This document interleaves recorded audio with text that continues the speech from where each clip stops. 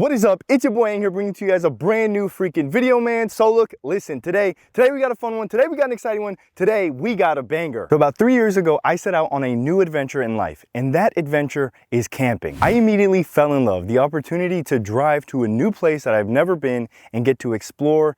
Also a little bit of fear since I've never been to this place and I'm about to go and sleep there. There's so many different aspects to camping. I think that's what keeps me intrigued and keeps me wanting to camp. You always learn something new with every trip, or you wish you would have learned something before going on that trip. There is a little bit of a learning curve to camping. I learned very quickly that if it's 25 degrees out, you probably don't want to sleep in boxers and a blanket. That makes for the next morning to be not so pleasant. But also, what about food storage? How do I keep my cold food cold, my dry food dry, and how do I combine everything and get to camp? I did what any amateur camper would do, and I went out and bought a big cooler and kind of tried to separate everything.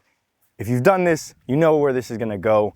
I ended up with a big mush of random stuff. The water got into my bread, and then my bread, well, was no longer bread. The ice melted because it gets hot inside of the vehicle, so it was a disaster. 3 years later, I still kind of do that. I just have a big cooler, I put a bunch of ice in there, throw my drinks in there, and then keep the rest of my food separate. And if I have to keep something cold, I just throw it in there and fingers crossed it doesn't turn into mush. But that's why today is so important. Today, everything changes forever. We have a Travoca e-cooler. So what is this? This is a cooler on steroids. It is 45 liters of cold goodness. First off, the capacity, 45 liters, but they do offer a variety of different sizes, anything from a 25 liter all the way up to 60 liters. This one right here weighs roughly 58 pounds empty. If you're wondering about the dimensions of this cooler, it's about 30 inches long and around 20 inches wide. On the outside, as far as function goes, you have a panel to control the cooler. You can turn it on, you can turn it off, you can set the temperatures, and then right below that, you have where the power cable plugs in. It also comes with two different cables, one for your standard wall outlet and another one for your cigarette lighter that you see inside of the car. Moving inside, this is a dual zone cooler.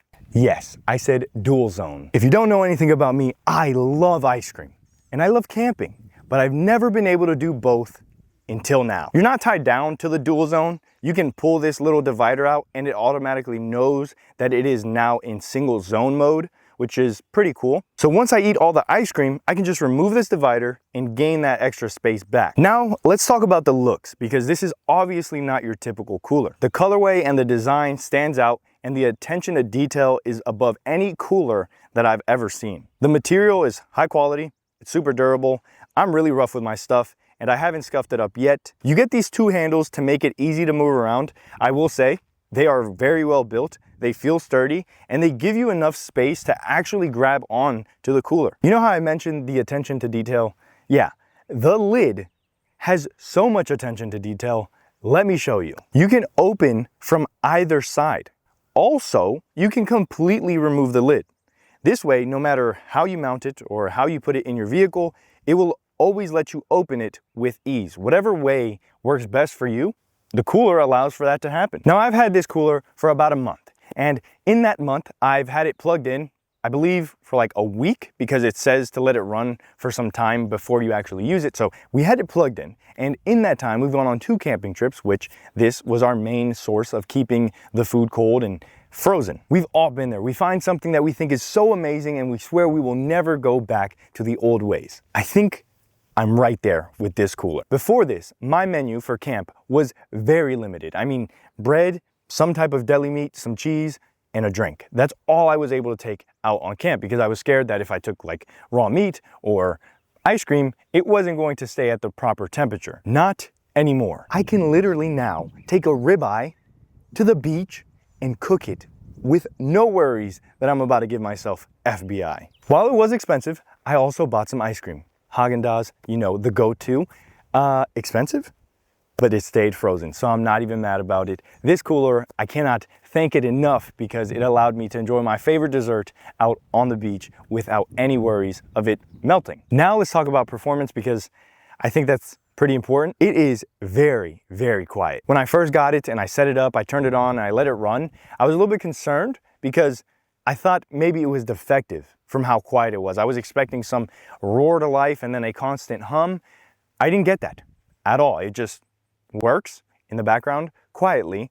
It's not silent, but it's pretty dang close. Also, it hasn't failed me yet. I let it run for, I wouldn't say a whole month, but I've let it run for a couple days at a time and no problems. 3-day camping trip, 2-day camping trip, 7 days at home, and I just had it plugged in like 3 days before making this video. Nothing, no problem. Just keeps everything cold.